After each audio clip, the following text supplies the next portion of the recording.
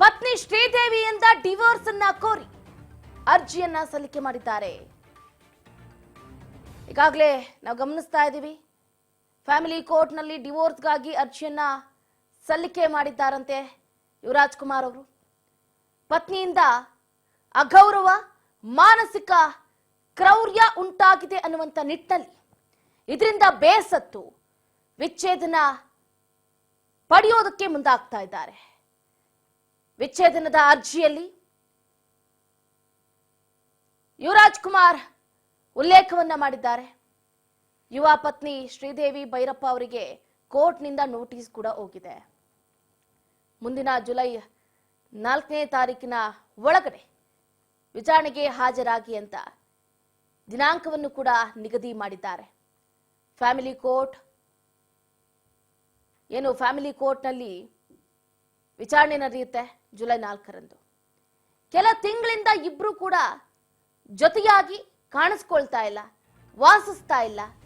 ಮೊನ್ನೆಯಷ್ಟೇ ಯುವ press meet ಆಯಿತು, ಅದರಲ್ಲೂ ಕೂಡ ಪತ್ನಿ ಶ್ರೀದೇವಿ ಕಾಣಿಸ್ಕೊಳ್ಳಿಲ್ಲ. ಯುವ ಸಿನಿಮಾದ ಪ್ರಚಾರ ಕಾರ್ಯಕ್ರಮದಲ್ಲೂ ಕೂಡ ಭಾಗಿ ಆಗಲಿಲ್ಲ ಶ್ರೀದೇವಿ. ವಿದೇಶದಲ್ಲಿ ನೆಲೆಸಿದ್ದಾರೆ ಶ್ರೀದೇವಿ ಭೈರಪ್ಪ. ಈಗಾಗಲೇ ನಾವು ಗಮನಿಸ್ತಾ ಇದ್ದೀವಿ, ದೊಡ್ಡ ಮನೆಯ ಹುಡುಗ ಯುವ ದಾಂಪತ್ಯದಲ್ಲಿ ಬಿರುಕು ಉಂಟಾಗಿರುವುದು ನಿಜಕ್ಕೂ ಕೂಡ ಅವರ ಅಭಿಮಾನಿಗಳಲ್ಲಿ ಬಹಳ ಒಂದು ರೀತಿಯಾದಂತಹ ಕಸಿವಿಸಿಯನ್ನು ಉಂಟು ಮಾಡ್ತಾ ಇದೆ. ವಿಚ್ಛೇದನ ಕೋರಿ ನಟ ಯುವರಾಜ್ ಕುಮಾರ್ ಅರ್ಜಿಯನ್ನ ಸಲ್ಲಿಸಿರೋದು ಎಲ್ಲ ಒಂದು ಕಡೆ ಏನ್ ಹಿಂಗಾಯ್ತಲ್ಲ, ದೊಡ್ಡ ಮನೆಯ ಕುಟುಂಬದಲ್ಲಿ ಯಾರೂ ಕೂಡ ಇಂಥ ನಿರ್ಧಾರವನ್ನ ತಗೊಂಡಿರ್ಲಿಲ್ಲ. For the first time Yuvaraj Kumar ಅವರು ಈ ಹೆಜ್ಜೆಯನ್ನ ಇಟ್ಟಿದ್ದಾರೆ. ಶ್ರೀದೇವಿಯಿಂದ ಬಹಳ ಕಿರುಕುಳವನ್ನ ಅನುಭವಿಸ್ತಾ ಇದ್ರು ಅಂತ ಅದರಲ್ಲಿ ಮೆನ್ಷನ್ ಕೂಡ ಮಾಡಿದ್ದಾರೆ. ಇದ್ರ ಬಗ್ಗೆ ಹೆಚ್ಚಿನ ಡೀಟೇಲ್ಸ್ ಅನ್ನ ಕೊಡ್ತಾ ಹೋಗ್ತಾರೆ ನಮ್ಮ ಫಿಲ್ಮ್ ರಿಪೋರ್ಟರ್ ಯತೀಶ್ ದೊಡ್ಡಿಹಳ್ಳಿ ಫೋನ್ ಸಂಪರ್ಕದಿಂದ ಜಾಯ್ನ್ ಆಗ್ತಿದ್ದಾರೆ. ಎಸ್ ಯತೀಶ್, ಫಸ್ಟ್ ಕ್ವಶನ್ ನಿಮಗೆ, ನಮ್ಮ ಕನ್ನಡ ಚಿತ್ರರಂಗದಲ್ಲಿ ಏನಾಗ್ತಾ ಇದೆ? ಎಲ್ಲಾ ಚಿತ್ರರಂಗಗಳಿಗೂ ಕೂಡ ಮಾದರಿ ಆಗ್ಬೇಕಾದಂತಹ ನಮ್ಮ ಚಿತ್ರರಂಗದಲ್ಲಿ ಬರೀ ಡಿವೋರ್ಸ್ ಕೇಸ್ಗಳೇ ಹೆಚ್ಚಾಗ್ತಾ ಇದೆ, ಯಾಕೆ ಹಿಂಗೆ ಅಂತ? ಕೇವಲ ಕನ್ನಡ ಮಾತ್ರ ಅಂತಲ್ಲ, ಎಲ್ಲಾ ಕಡೆ ನಡೀತಾ ಇರುತ್ತದೆ. ಸಾಕಷ್ಟು ಪ್ರತಿದಿನ ಆದ್ರೆ ಎಲ್ಲ ಇಂಡಸ್ಟ್ರಿ ಇರ್ಬೋದು, ಎಲ್ಲ ಇರ್ಬೋದು, ನಾರ್ಮಲ್ ಮನುಷ್ಯ ಇರ್ಬೋದು, ಸಾಮಾನ್ಯ ಜನರು ಇರ್ಬೋದು, ಪ್ರತಿಯೊಬ್ಬರು ಕೂಡ ಕೋರ್ಟಿಗೆ ಹೋಗ್ತಾ ಇರ್ತಾರೆ. ಈ ಒಂದು ವಿಚ್ಛೇದನ ಅನ್ನೋದು ಈಗ ಕಾಮನ್ ಆಗ್ತಾರ. ಎಷ್ಟು ಈಸಿಯಾಗಿ ಅಂದ್ರೆ ನಾನು ನನ್ನ ಹೆಂಡತಿ ಅಲ್ಲ, ಈಕೆ ನನ್ನ ಹೆಂಡತಿ ಅಲ್ಲ, ನಾನು ಆಕೆ ಗಂಡ ಅಲ್ಲ ಅನ್ನೋದು ತುಂಬಾ ಕಾಮನ್ ಅನ್ನೋ ರೀತಿ ಆಗೋಗ್ಬಿಟ್ಟಿದೆ. ಸೊ ಇದ್ಯಾಕೆ ಸುದ್ದಿ ಆಗುತ್ತೆ ಅಂದ್ರೆ, ಇವರೆಲ್ಲ ಸೂಪರ್ ಸ್ಟಾರ್ಗಳ ತರ ಅಥವಾ ಬಂಡದ ಲೋಕಲ್ ಇರ್ತಾರೆ, ಸ್ಟಾರ್ಗಳಾಗಿರ್ತಾರೆ, ಅವ್ರ ಸುತ್ತ ನಡೀತಾ ಇರುತ್ತೆ, ಜಗತ್ ನಡೀತಾ ಆತರ ಇರುತ್ತೆ, ನೋಡ್ತಾ ಇರ್ತೀವಿ. ಅವ್ರ ಬದುಕು ಏನಾಗ್ತಿದೆ ಅನ್ನೋಷ್ಟು ಕುತೂಹಲ ಇಂಡಸ್ಟ್ರಿ ಇರುತ್ತೆ, ಅಭಿಮಾನಿಗಳು ಇರುತ್ತೆ, ಹಾಗಾಗಿ ಸುದ್ದಿ ಆಗ್ತಾ ಇರುತ್ತೆ. Not only Kannada industry. Of course ಯಾಕೆ ನಮ್ಗೆ ಈ ತರ ಅನ್ಸುತ್ತೆ ಅಂತಂದ್ರೆ, ಮೊನ್ನೆ ಅಷ್ಟೇ ಏನು ನಿವೇದಿತಾ ಇರ್ಬೋದು, ಚಂದನ ಮತ್ತೆ ಇಬ್ರು ಕೂಡ ಬೇರೆ ಆದ್ರು. ಹಾಗಾಗಿ ಅದಾಗಿ ಇನ್ನೂ ಮರೆಯಕ್ ಸಾಧ್ಯ ಆಗ್ತಿಲ್ಲ. ಅವ್ರಿಬ್ರು ಡಿವೋರ್ಸ್ ಯಾಕಾಯ್ತು, ಏನಾಯ್ತು ಅನ್ನೋ ಒಂದು ಪ್ರಶ್ನೆಲ್ಲೇ ಮುಳುಗಿದೀವಿ. ಆ ಒಂದು ಕುತೂಹಲ ಇನ್ನೂ ಇದ್ದೇ ಇದೆ. ಅದಲ್ದೇನೆ ಇವತ್ತಷ್ಟೇ ಅವರಿಬ್ರು ಕ್ಲಾರಿಟಿ ಕೊಡೋದಕ್ಕೆ ರೆಡಿ ಆಗಿದ್ದಾರೆ. ಇನ್ನು ಆ ವಿಚಾರ ಹಸಿ ಆಗಿರುವಾಗ್ಲೇನೆ ಮತ್ತೊಂದು ಏನು ಈ ಒಂದು ಡಿವೋರ್ಸ್ ಕೇಸ್ ಮತ್ತೊಂದು ಚಂದನ ಒಂದರಲ್ಲಿ ಕೇಳಿ ಬರ್ತಿರೋದು ನಮ್ಗೆಲ್ಲ ಶಾಕ್ ಅಂತ ಅನಿಸ್ತಾ ಇದೆ. ಅಫ್ಕೋರ್ಸ್ ಅದು ನಿಮಗೂ ಕೂಡ ಆತರ ಆಗಿರುತ್ತೆ.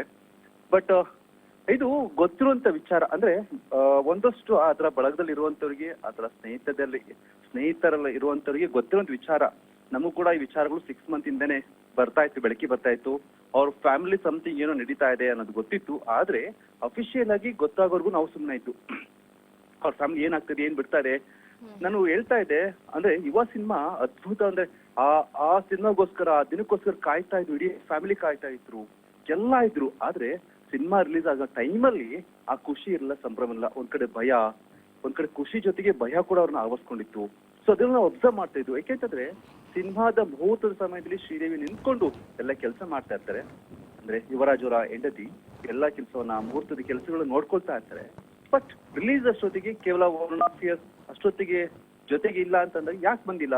ರಿಲೀಸ್ ಅಲ್ಲಿ ಇದ್ದಂತ ಸಂಭ್ರಮ ಅಂದ್ರೆ ಸೆಟ್ಟರು ಇದ್ದಂತ ಸಂಭ್ರಮ ರಿಲೀಸ್ ಟೈಮ್ ಯಾಕಿಲ್ಲ, ಯಾಕೆ ಅವ್ರು ಬಂದಿಲ್ಲ ಅನ್ನೋ ಪ್ರಶ್ನೆ ಎಲ್ಲರೂ ಕಾಡ್ತಾ ಇತ್ತು. ಆ ಪ್ರಶ್ನೆಗಳನ್ನ ಹುಡುಕೊಂಡು ಹೊರಟಾಗ ಸಿಕ್ಕಂತ ಉತ್ತರ, ಅವರಿಬ್ಬರ ನಡುವೆ ಕೂಡ ಸರಿ ಇಲ್ಲ, ಇಬ್ಬರ ನಡುವೆ ಒಂದಷ್ಟು ಭಿನ್ನಾಭಿಪ್ರಾಯಗಳು ಬಂದಾಗಿದೆ. ಹಾಗಾಗಿ ಜೊತೆಯಲ್ಲಿ ಇಲ್ಲ ಅನ್ನೋ ವಿಚಾರ ಬಂದಿತ್ತು. ಯಾಕೆಂತಂದ್ರೆ ನಾವು ಆ ಟೈಮಲ್ಲಿ ನಾವು ಕೇಳ್ತಾ ಇದ್ವು, ರಾಘವೇಂದ್ರ ರಾಜ್ಕುಮಾರ್ ಇರ್ಬೋದು, ರಾಘವೇಂದ್ರ ರಾಜ್ಕುಮಾರ್ ಇರ್ಬೋದು, ಇಬ್ರು ನಾವು ಕೇಳ್ತಾ ಇದ್ವಿ, ಎಲ್ಲಿ ಸೊಸೆ ಬಂದಿಲ್ಲ, ಅವರು ಕೂಡ ಖುಷಿ ಪಡ್ತಿರೋ ಟೈಮಲ್ಲಿ ಎಲ್ಲೋ ಆದ್ರು ಹೆಂಗ್ ಕತೆ ಅಂದಾಗ ಇಲ್ಲ ಅವರು ಫಾರಿನ್ಗೆ ಹೋಗಿದ್ದಾರೆ ಅಂತ ಅಷ್ಟೇ ತೇಲಿಸುವಂತ ಉತ್ತರವನ್ನ ಕೊಟ್ಟಿದ್ರು. ಯಾಕೆ ಈ ಸಮಯದಲ್ಲಿ ಫಾರಿನ್ಗೆ ಹೋಗ್ಬೇಕಿತ್ತು ಅಥವಾ ಬರ್ಬೋದಿತ್ತಲ್ಲ, ಈ ಒಂದು ಬೆಸ್ಟ್ ಮೂಮೆಂಟ್ ಅಲ್ಲಿ ಇರ್ಬೇಕಿತ್ತಲ್ಲ ಅನ್ನೋ ಪ್ರಶ್ನೆ ಕಾದಿದ್ದು. ಅದಕ್ಕೀಗ ಕಂಪ್ಲೀಟ್ ಉತ್ತರ ಸಿಕ್ಕಿರುವಂತದ್ದು. ಯಾಕೆಂದ್ರೆ ಜೂನ್ 6ರಂದು ಯುವರಾಜ್ ಕುಮಾರ್ ತಮ್ಮ ಏನು ವಿಚ್ಛೇದದ ಅರ್ಜಿಯನ್ನ ಈಗ ಶಾಂತಿನಗರದಲ್ಲಿ ಇರುವಂತಹ ಕೌಟುಂಬಿಕ ನ್ಯಾಯಾಲಯದಲ್ಲಿ ಸಲ್ಲಿಸಿದ್ದಾರೆ. ಸೊ ಅಲ್ಲಿ ಸಾಕಷ್ಟು ವಿಚಾರಗಳನ್ನು ತೆರೆದಿಟ್ಟಿರುವಂತದ್ದು. ನಾವ್ ಯಾಕೆ ಬೇರೆ ಮನಸ್ಸು ಮಾಡಿದೀನಿ, ಯಾಕೆಂದ್ರೆ ಆಕೆಯಿಂದ ಸಾಕಷ್ಟು ಮಾನಸಿಕ ಕಿರುಕುಳ ಉಂಟಾಗ್ತಾ ಇದೆ, ಹಾಗಾಗಿ ನನಗೆ ಈ ವಿಚ್ಛೇದನ ಕೊಡಿ, ಯಾಕೆಂದ್ರೆ ಜೊತೆಗೆ ಬದುಕೋದಕ್ಕೆ ಸಾಧ್ಯವಾಗ್ತಿಲ್ಲ ಅನ್ನೋ ಮಾತನ್ನ ಈಗ ಯುವರಾಜ್ ಕುಮಾರ್ ಅವರು ಆ ಒಂದು ಅರ್ಜಿಯಲ್ಲಿ ವಿಶ್ಲೇಷಣೆ ಮಾಡಿದ್ರು, ಹೇಳಿರುವಂತದ್ದು. ಸೊ ಇದು ಎಲ್ಲಿ ಹೋಗುತ್ತೆ, ಯಾಕೆಂದ್ರೆ ಇಷ್ಟು ನಾಡೆ ಈಸಿ ಆಗಿರುವಂತದ್ದು ಕೇಸ್ ಅಲ್ಲ ಅಂದಂಗ ಅನ್ಸುತ್ತೆ ಚಂದ್ರಕಲಾ. ಯತೀಶ್, ಇನ್ನೊಂದು ಕೂಡ ಗಮನಿಸಬೇಕಾಗುತ್ತೆ. ಇಲ್ಲಿ ಯುವರಾಜ್ ಕುಮಾರ್ ಅವರು ಮೆನ್ಷನ್ ಮಾಡ್ತಾ ಇರೋದು ಆಕೆ ಪತ್ನಿ ಏನು ಶ್ರೀದೇವಿರವರು ಅಗೌರವದಿಂದ ನಡ್ಕೊಳ್ತಾ ಇದ್ರು, ಮಾನಸಿಕ ಕಿರುಕುಳವನ್ನ ಕೊಡ್ತಾ ಇದ್ರು, ಈ ರೀತಿಯಾಗಿ ಹೇಳ್ತಿದ್ರು. ಅಂತದ್ ಏನಾಯ್ತು, ಏನ್ ಅನುಭವಿಸಿದ್ರು ಇವರು ಅಂತ ನನಗೂ ಅದು ಆಶ್ಚರ್ಯ ಅನ್ಸುತ್ತೆ. ಯಾಕೆಂದ್ರೆ 7 ವರ್ಷಗಳ ಕಾಲ ಅವರಿಬ್ರು ಪ್ರೀತಿಲಿ ಇದ್ದಂಥದ್ದು. ಸುಮಾರು ಮದುವೆ ಆಗಿ 5 ವರ್ಷ ಆಗಿದೆ ಚಂದ್ರಕಲಾ. ಮೇ 26, 2019 ಅಲ್ಲಿ ಮದುವೆ ಆಗಿದ್ದು.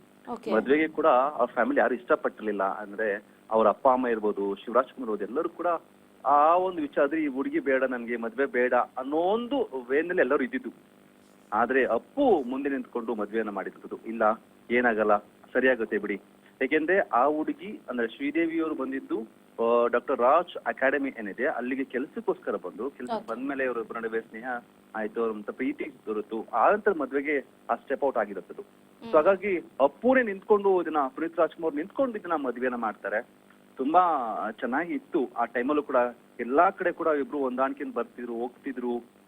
ಪ್ರತಿ ಒಂದು ಕಾರ್ಯಕ್ರಮಗಳು ಕೂಡ ನೋಡ್ತಾ ಇದ್ರು. ಡಾಕ್ಟರ್ ರಾಜ್ಕುಮಾರ್ ಮನೇಲಿ ಏನೇ ಕಾರ್ಯಕ್ರಮ ಆಗ್ಲಿ, ಸೊ ಆ ಕಾರ್ಯಕ್ರಮ ನೇತೃತ್ವವನ್ನ ಶ್ರೀದೇವಿನ ವಹಿಸ್ಕೊಳ್ತಾ ಇದ್ದು. ಅಷ್ಟು ಅನ್ಯೋನ್ಯತೆ ಇತ್ತು ಅವ್ರ ಫ್ಯಾಮಿಲಿ ನಡುವೆ, ಅವ್ರ ಜೊತೆ ಎಲ್ಲ. ಬಟ್ ಈಗ 2 ವರ್ಷದಿಂದ ಅಂದ್ರೆ ನನಗೆ ಗೊತ್ತಿರೋ ಮಟ್ಟಿಗೆ ಸಿನಿಮಾ ಯಾವಾಗ ಶುರುವಾಗುತ್ತೆ ಆ ಸಮಯದಿಂದ ಇಬ್ಬರ ನಡುವೆ ಒಂದಷ್ಟು ಭಿನ್ನಾಭಿಪ್ರಾಯ ಶುರುವಾಗುತ್ತೆ ಅನ್ನೋ ಮಾತುಗಳು ಕೇಳಿ ಬರ್ತಾ ಇರೋದು. ಸೊ ಗಾಂಧಿನಗರ ಹೇಳ್ತಿದ್ರು ಆ ಸಿನಿಮಾ ಶುರುವಿನ ಮುಂಚೆಗೆ ತುಂಬಾ ಚೆನ್ನಾಗಿದ್ರು, ಅನ್ಯೋನ್ಯವಾಗಿ ಇದ್ರು. ಆದ್ರೆ ಸಿನಿಮಾ ಶುರು ಆದ್ಮೇಲೆ ಒಂದಷ್ಟು ಅವರ ಬದುಕಲ್ಲಿ ಬೇರೆ ಬೇರೆ ಘಟನೆಗಳು ನಡೆಯಕ್ಕೆ ಶುರುವಾಯ್ತು. ಹಾಗಾಗಿ ದೂರ ಆಗೋಕೆ ಪ್ರಯತ್ನ ಪಟ್ಟಿದ್ದಾರೆ ಅಂತ ಹೇಳಿದ್ರು. ಬಟ್ ಇಲ್ಲಿ ಮೆನ್ಷನ್ ಮಾಡಿರೋದು ಅಂದ್ರೆ ಅರ್ಜಿಯಲ್ಲಿ ಯುವರಾಜ್ ಕುಮಾರ್ ಮೆನ್ಷನ್ ಮಾಡಿರುವಂತದ್ದು, ನನ್ಗೆ ತುಂಬಾ ಮಾನಸಿಕ ಕಿರುಕುಳ ಆಗ್ತಾ ಇದೆ, ಒಂಥರ ಕ್ರೂಯಲ್ ಆಗಿ ನಡ್ಸ್ಕೊಳ್ತಾ ಇದ್ದಾರೆ ನನ್ನ ಜೊತೆಗೆ, ಯಾವುದೇ ರೀತಿಯ ಗೌರವನ ಕೊಡ್ತಿಲ್ಲ, ಅಗೌರವ ತೋರ್ತಾ ಇದೆ. ಹಾಗಾಗಿ ನನಗೆ ಇವರಿಗಿಂತ ಬೇರೆ ಆಗುವಂತ ಮನಸ್ಸು ಮಾಡ್ತಾ ಇದ್ದೀನಿ, ಹಂಗಾಗಿ ವಿಚ್ಛೇದನ ಕೊಡಿಸಿ ಅಂತೇಳಿ ಅವರು ಅರ್ಜಿಯಲ್ಲಿ ಸಲ್ಲಿಸಿದ್ದಾರೆ. ಬಟ್ ಇದಕ್ಕೇನ್ ಉತ್ತರ ಕೊಡ್ತಾರೆ, ಏನಾಗಿದೆ, ಯಾಕೆಂದ್ರೆ ಇದು ಒನ್ ಸೈಡ್ ಇರುವಂತಹ ಒಂದು ಏನು ನಮಗೆ ಸಿಗ್ತಿರುವಂತ ಉತ್ತರ ಒನ್ ಸೈಡ್ ಆಗಿದೆ. ಯುವರಾಜ್ ಕುಮಾರ್ ಹೇಳೋದಷ್ಟೇ ನಮ್ಗೆ ಗೊತ್ತಿರುವಂತದ್ದು ಈಗ, ಅಂದ್ರೆ ಆ ಅರ್ಜಿಲಿ ಏನಿದೆ ಅನ್ನೋದು ಗೊತ್ತಾಗ್ತಿರೋದು. ಬಟ್ ಈ ವಿಚಾರಕ್ಕೆ, ಈ ಅರ್ಜಿಗೆ ಏನು ಉತ್ತರವನ್ನ ಶ್ರೀದೇವಿ ಅವರು ಕೊಡ್ತಾರೆ, ಅವ್ರು ಏನ್ ಹೇಳ್ತಾರೆ, ನಿಜಕ್ಕೂ ಕೂಡ ಅವ್ರು ಮಾನಸಿಕ ಕಿರುಕುಳ ಕೊಟ್ರಾ ಅಥವಾ ಅವ್ರು ಕ್ರೂಯಲ್ ನಡ್ಕೊಂಡ್ರ, ಯಾಕೆ ಅಗೌರವ ಕೊಟ್ರು, ಯಾಕೆ ಮಾನಸಿಕ ಕಿರುಕುಳ ಕೊಟ್ರು ಅನ್ನೋದನ್ನ ನಾವು ಅವ್ರನ್ನು ಕೂಡ ಕೇಳ್ಬೇಕಾಗುತ್ತೆ. ಬಟ್ ರೈಟ್ ನೌ ನಾನ್ ಅನ್ಕೊಂಡಿದ್ದೆ ಅವರು ಅಮೆರಿಕದಿಂದ ಬಂದಿದ್ದಾರೆ, US ಇಂದ ಬಂದಿದ್ದಾರೆ ಅಂತ ಅನ್ಕೊಂಡಿದ್ದೆ. ಬಟ್ ಈಗ ಬಂದಂತ ಮಾಹಿತಿ ಪ್ರಕಾರ ಅವ್ರಿನ್ನ ಸ್ಟಿಲ್ ಫಾರಿನ್ ಅಲ್ಲಿ ಇದಾರೆ ಅನ್ನೋ ಮಾಹಿತಿ ಬರ್ತಾ ಇದೆ. ಸೊ ಅವ್ರು ಬಂದ ಮೇಲೆ ಇದಕ್ಕೆ ಒಂದು ರೀತಿಯಾದಂತ 2 ಸೈಡ್ ಉತ್ತರ ಸಿಗುತ್ತೆ. ಮತ್ ನೀವು ಕೇಳ್ಬೋದು, ಇದು ಕೂಡ ಈಸಿಯಾಗಿ ನೀವು ಏನು ಫೈಲ್ ಆಗೋಗಿದೆ, ಅರ್ಜಿ ಹಾಕಾಗಿದೆ, ಈಸಿಯಾಗಿ ಇವ್ರು ದೂರ ಆಗ್ತಾರ ಅಂತ ನನಗನ್ಸೋ ಮಟ್ಟಿಗೆ ಇಟ್ಸ್ ವೆರಿ ಈಸಿ ಅಂತ ಅನಿಸ್ತಾ ಇಲ್ಲ ಚಂದ್ರಕಲಾ. ಯಾಕೆಂದ್ರೆ it's take a lot of time. ಜೊತೆಗೆ ಇಲ್ಲಿ ಭಿನ್ನಾಭಿಪ್ರಾಯ ಇರೋದ್ರಿಂದ ಅವ್ರಿಬ್ರು ಮ್ಯೂಚುಟಿ ಅಂದ್ರೆ ಇಬ್ರು ಒಟ್ಟಾಗಿ ಬಂದು ಇಲ್ಲ ನಾ ಬೇರೆ ಆಗ್ತಿದ್ವಿ, ಸಾಕು ಇಬ್ರು ಬದುಕಕ್ ಆಗ್ತದೆ, ಒಟ್ಟಿಗೆ ಬದುಕಕ್ ಕಷ್ಟ ಆಗ್ತದೆ ಅಂತ ಬಂದು ಹೇಳ್ತಿಲ್ಲ. ಸೊ ಅವರು ಇಬ್ರು ಆರೋಪ ಪ್ರತ್ಯಾರೋಪ ಮಾಡಕ್ ರೆಡಿ ಆಗಿರೋದು. ಈಗ ಆರೋಪ ಮಾಡಾಗಿದೆ, ಪ್ರತ್ಯಾರೋಪ ಅವ್ರು ಮಾಡ್ಬೇಕಿದೆ, ಅವ್ರು ಏನ್ ಮಾಡ್ತಾರೆ ಅಂತ ನೋಡ್ತಾ ಇದ್ವಿ. ಹಾಗಾಗಿ it's lot of time. So ಅಂದುಕೊಂಡಷ್ಟು ಈಸಿಯಾಗಿ ಇದು ವಿಚ್ಛೇದನ ಸಿಗುತ್ತೆ ಅಥವಾ ಬೇರೆ ಆಗ್ತಾರೆ ಅಂತ ನಂಗೆ ಅನಿಸ್ತಾ ಇಲ್ಲ ಚಂದ್ರಕಲಾ. ಯತೀಶ್, ಇನ್ನೊಂದು ಕ್ವಶನ್ ಈಗ ಏನಂತಂದ್ರೆ, ಕೋಟ್ಯಾನುಕೋಟಿ ಅಭಿಮಾನಿಗಳನ್ನ ಹೊಂದಿರುವಂತಹ ರಾಜ್ ಕುಟುಂಬ, ಇತ್ತ ಪುನೀತ್ ರಾಜ್ಕುಮಾರ್ ಅವರಾಗಿರ್ಬೋದು, ಶಿವರಾಜ್ ಕುಮಾರ್ ಆಗಿರ್ಬೋದು, ಅಥವಾ ರಾಘವೇಂದ್ರ ರಾಜ್ಕುಮಾರ್ ಅವ್ರಿಗೂ ಇವರಿಗೆ ಇವರದ್ದೇ ಆದಂತಹ ಫ್ಯಾನ್ ಬೇಸ್ ಇದೆ.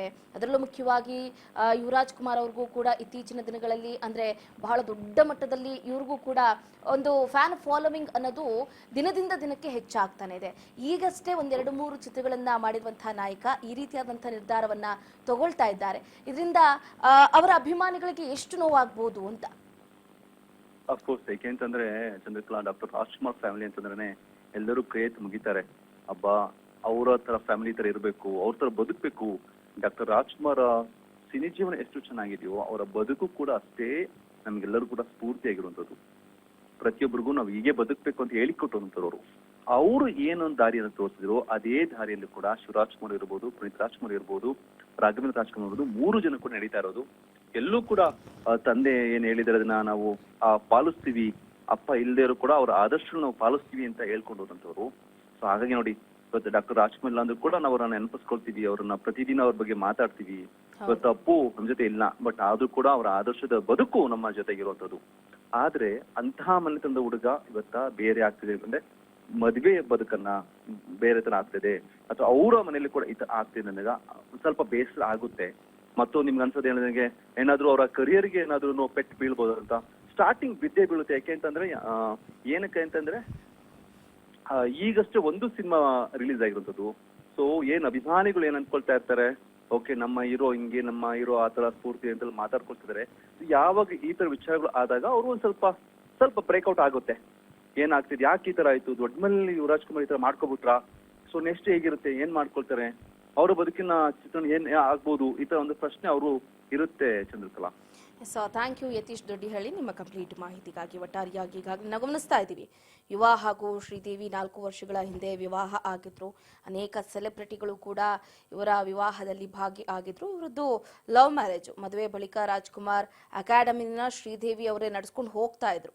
ಈಗ ಇವರ ಮಧ್ಯೆ ಮನಸ್ತಾಪ ಉಂಟಾಗಿದ್ದು ಬೇರಾಗುವ ನಿರ್ಧಾರಕ್ಕೆ ಬಂದಿದ್ದಾರೆ ಎನ್ನಲಾಗ್ತಾ ಇದೆ. ಪತ್ನಿಯಿಂದ ಅಗೌರವ ಹಾಗೂ ಮಾನಸಿಕ ಕ್ರೌರ್ಯ ಉಂಟಾಗಿದೆ ಅಂತ ಯುವ ವಿಚ್ಛೇದನ ಅರ್ಜಿಯಲ್ಲಿ ಉಲ್ಲೇಖವನ್ನ ಮಾಡಿದ್ದಾರೆ.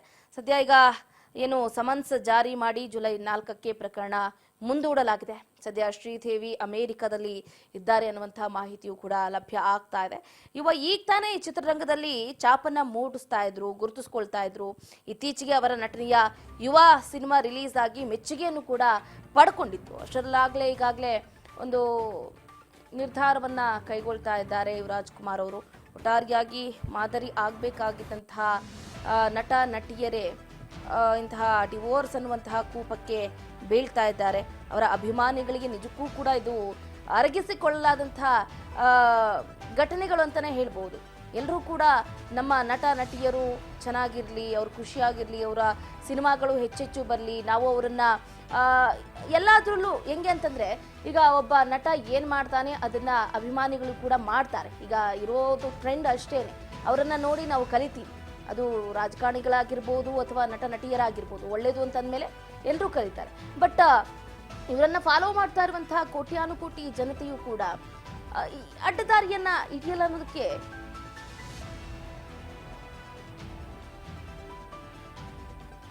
ಹಾಗಾಗಿ ಒಟ್ಟಾರೆಯಾಗಿ ಈಗ ಗಮನಿಸ್ತಾ ಇದ್ದೀವಿ, ಯುವ ಹಾಗೆ ಶ್ರೀದೇವಿಯವರು ಈಗಾಗಲೇ ಡಿವೋರ್ಸ್ ಅನ್ನ ಪಡೆಯುವುದಕ್ಕೆ ಇಬ್ಬರೂ ಕೂಡ ಒಪ್ಪಿಗೆಯನ್ನ ಸೂಚಿಸಿದ್ದಾರೆ ಎನ್ನಲಾಗ್ತಾ ಇದೆ.